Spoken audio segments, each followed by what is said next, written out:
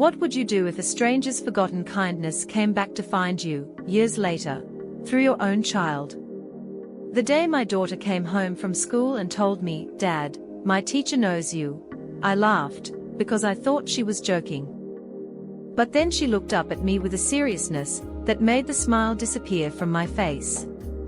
She said her teacher had seen my name on a permission form, and had gone completely quiet for a moment. Then she had whispered something my daughter couldn't understand. "Tell your father, I still remember."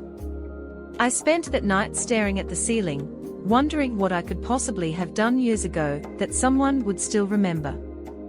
My name is Nathan Brooks, and I was raising my 10-year-old daughter, Clara, in a quiet neighborhood outside Columbus, Ohio. Life had not turned out the way I had imagined it.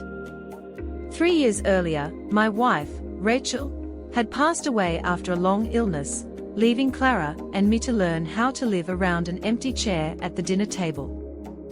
I worked as a maintenance supervisor at a community college, fixed things when they broke, came home tired, helped Clara with homework, packed her lunch, and tried my best to make sure she never felt how often I was afraid.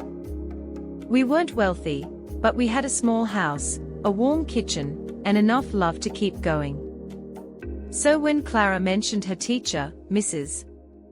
Rebecca Lawson, I thought nothing of it.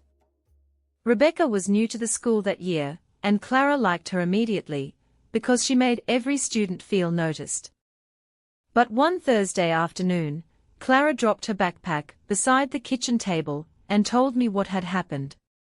She said Mrs. Lawson had looked at the permission slip I signed, and suddenly asked if her father was Nathan Brooks. When Clara said yes, the teacher had smiled strangely and said, "Please tell him, Rebecca Lawson remembers him." That name stirred something in me, but I couldn't place it. But here's where it gets even more surprising, because what happened the next morning changed everything I thought I knew about my own past. The next morning, I walked Clara into school because I had a meeting with her counselor. As we passed the classroom, Rebecca stepped into the hallway. The moment she saw me, her expression changed.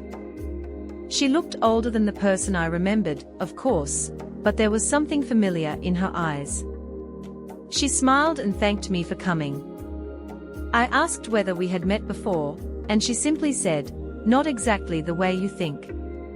Then she told me she had once lived with her mother and younger brother in a tiny apartment near the community college where I had worked years earlier.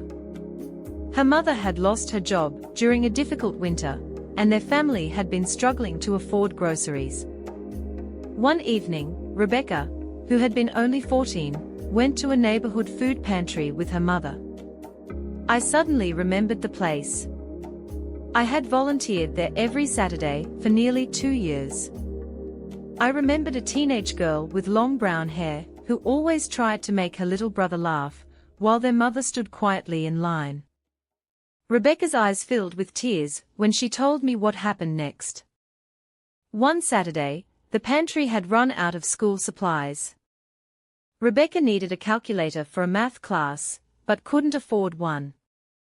She had overheard me talking with the coordinator, saying that no child should have to choose between a textbook and dinner. The following week, she found a calculator waiting inside her backpack.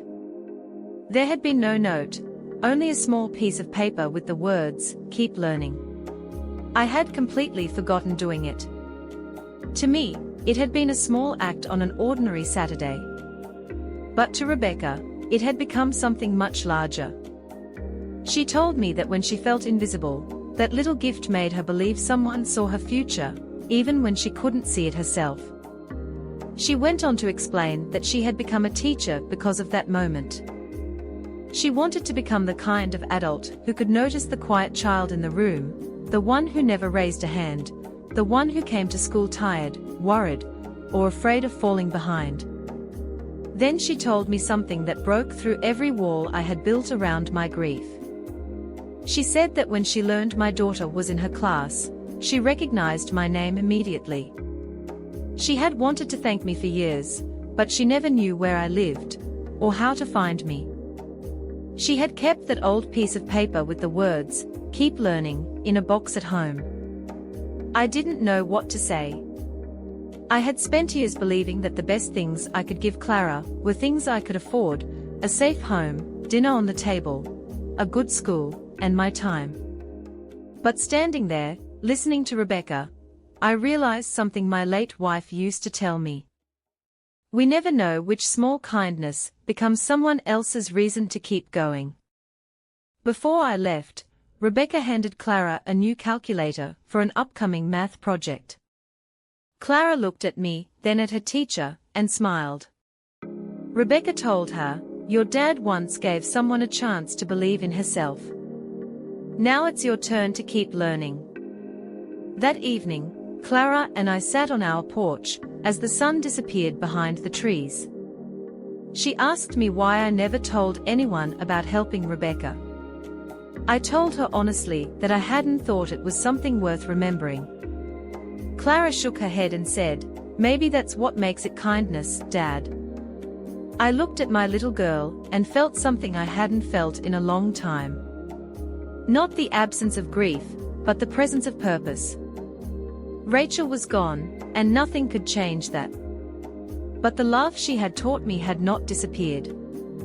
It had simply found another way to continue. A week later, Clara's school held a family reading night. Rebecca asked me to speak briefly to the students. I stood in front of dozens of children and told them I wasn't there because I had all the answers. I was there because once, a very small act of kindness had taught someone that her future mattered. And sometimes, I said, the smallest thing you do for another person becomes the biggest thing they remember about you. As we walked home that night, Clara slipped her hand into mine. She didn't say anything. She didn't have to. For the first time in years, the silence beside me didn't feel empty. Because sometimes, we think we are only helping someone for a moment. We don't realize we may be changing the direction of their entire life. And sometimes, years later, that kindness finds its way back to us, through a child's smile, a teacher's grateful eyes, and 3 simple words we never expected to hear. I remember you. If this story touched something inside your heart, take a moment to like this video, share it with someone who believes in second chances, and leave a comment below.